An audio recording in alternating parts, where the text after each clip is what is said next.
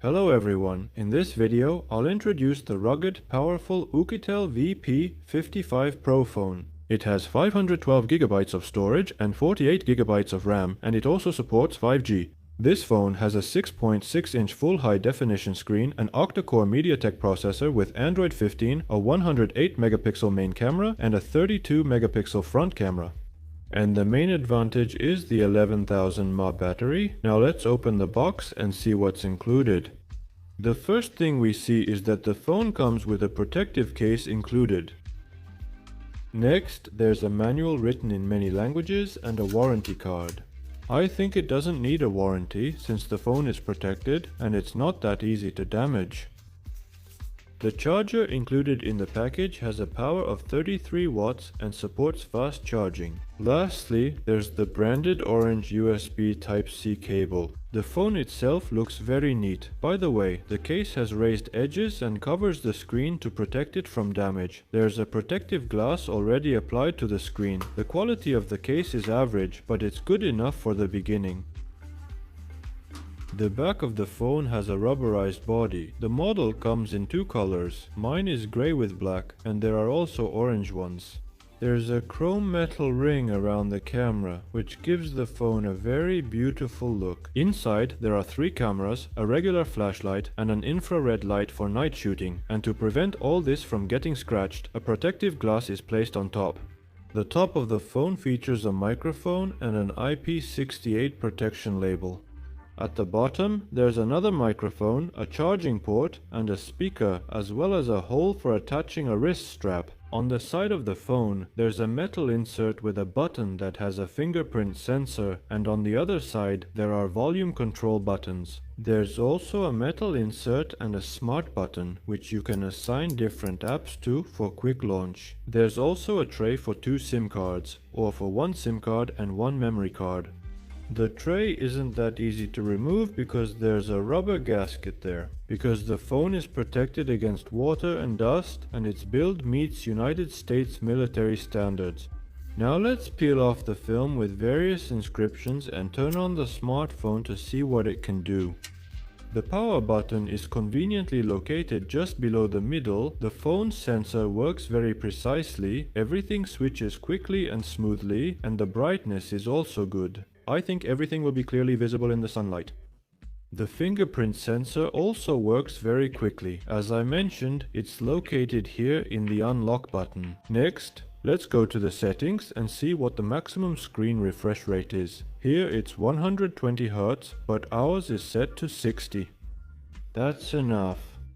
If you set the maximum refresh rate, the phone will work even better, but the battery will drain faster. The Android version, as the manufacturer stated, is 15. Now let's go to YouTube and play some video in 4K format with the camera. The speaker on this phone is very loud. I think those who like to listen to music without headphones will enjoy this.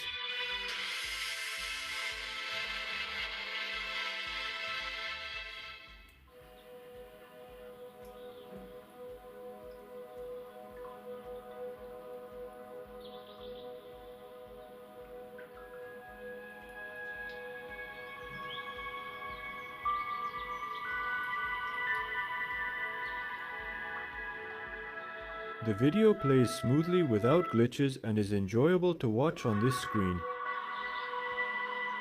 If you set the screen refresh rate to 120 Hz in the settings, I think the picture will look even better. It's great to watch movies on a phone like this. Thanks to the powerful processor, it doesn't heat up at all, and the battery charge lasts a long time too. Next, let's try launching a powerful game. I specifically downloaded Need for Speed for this. In games, the picture is also very smooth and nothing lags.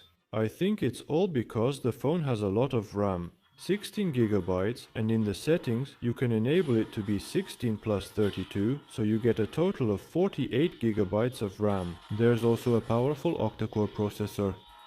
Off screen, I played this game for about 40 minutes and during all that time the phone never lagged or overheated. So for gaming enthusiasts, I'm sure this phone will be just right. For the next test, I installed a special app called 3D Mark. When the test starts, a special video runs that puts a heavy load on the phone. After the test is finished, the app will show how many points our device scored. I haven't used this processor or app before, so maybe I did something wrong, or maybe I should have installed something else entirely. If anyone knows, please let me know in the comments. At the end of the test, this is the result I got. I think it's pretty good. Next, let's move on to testing the camera of this smartphone. Here you can turn on the main camera, which is 108 megapixel, the macro camera, and the face beauty menu, where you can change the shape of your face. Night vision is the night shooting mode, and selecting it automatically turns on the infrared flashlight. Well, everything else is basically standard, just like on all other phones. If you turn on the main 108 megapixel camera, it shoots at a 3:4 resolution, and you can't change it anywhere in the settings. To be able to change the image size, you need to go to the picture menu, then tap settings at the top and select photo size. Here you can already choose the 16:9 format, but only 2 or 1 megapixel.